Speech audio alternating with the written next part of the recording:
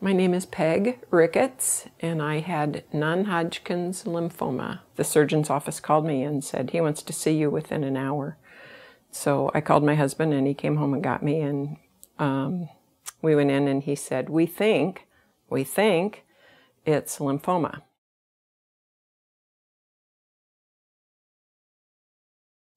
Put her hand on my knee and said, you are very ill.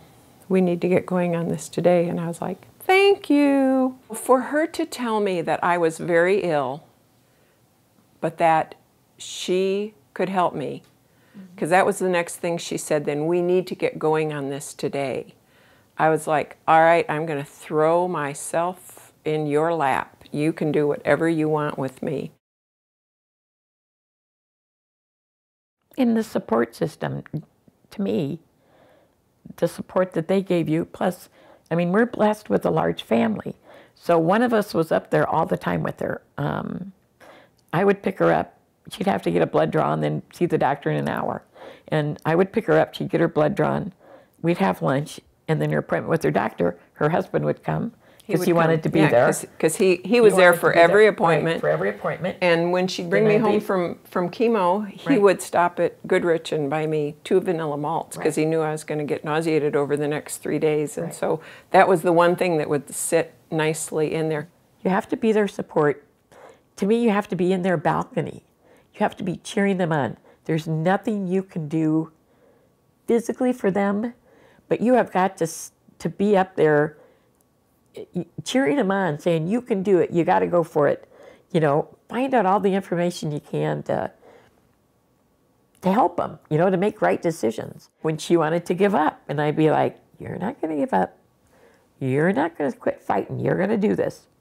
It's not going to be easy, but you're going to do it.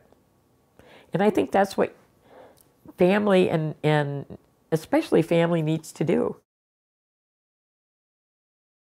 I think the support I had was truly phenomenal. And my church, I'm very active in my church, and so they brought meals, and people offered to do things. It's hard to let them come in and do it, you know, to let people come in and, yes, run the vacuum cleaner, because I've been sitting here looking at this and I don't have the energy to do it. People are thrilled to be able to do something for you.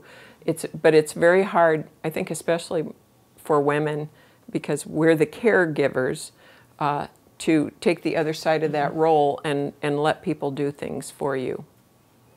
And I think that has become critically important, and just because they're your backbone when you feel like you're turning into a piece of mush. 4 years later, it came back in my brain. And so then my second journey began with more treatments. Then I ended up in March of '05 having a stem cell transplant. And that just turned everything around. You know, it's a long haul to go through it. It's a long recovery.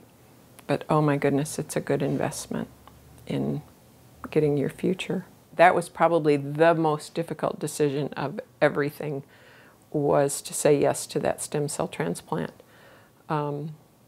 I remember that, and we said, if you get 7 or 10 more years of good health, why not? Yeah, or 7 months is what I was thinking. And our son would call home from Iraq all that winter, and he was in convoys, and so he was being shot at. You know, their job is to flush out those insurgents, and so he'd call home when he could, and he'd say, Mom, you keep your head up and I'll keep my head down, because we're both fighting a war. We just have our own wars. And so that was great encouragement for me. Our daughter was pregnant with our first grandchild. She was born February 21st. I had my transplant March 7th. So I had that to look forward to.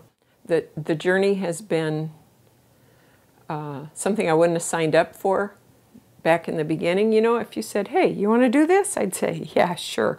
But in retrospect, if the good Lord did take me back there now and said, will you do this? I'd say, in a heartbeat. Because the people I've met, the encouragement I'm able to give, my view of life now, my view of doctors and the med center has changed it's just been enhanced so much because of that. And so, yeah, I would definitely start that journey again and do it again, because how fortunate can you be to get a second and third chance at life?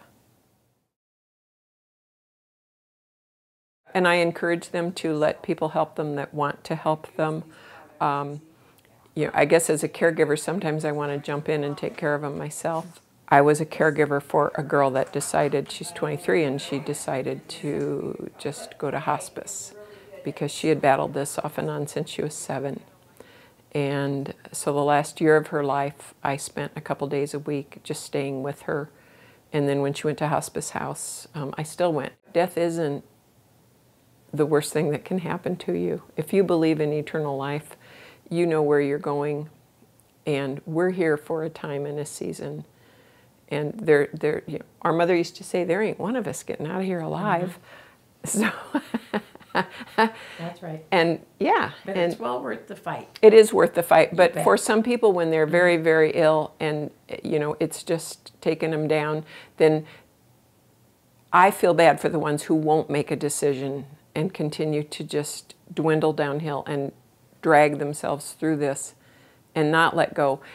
It's a blessing to make the decision to your family to get everybody ready that, it's now my turn to quit doing this, quit the fight, and change my perspective to heading home.